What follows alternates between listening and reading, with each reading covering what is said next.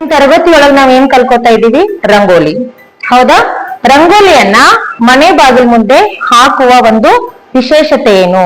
ಯಾವ ಕಾರಣದಿಂದ ನಾವು ರಂಗೋಲಿಯನ್ನ ಬಾಗಿಲದ ಮುಂದೆ ಇರ್ತಕ್ಕಂಥ ಅಂಗಳದಲ್ಲಿ ಹಾಕ್ತಿವಿ ಅನ್ನೋದ್ರ ಬಗ್ಗೆ ನಾವು ತಿಳ್ಕೋಬೇಕು. ಹೌದಾ?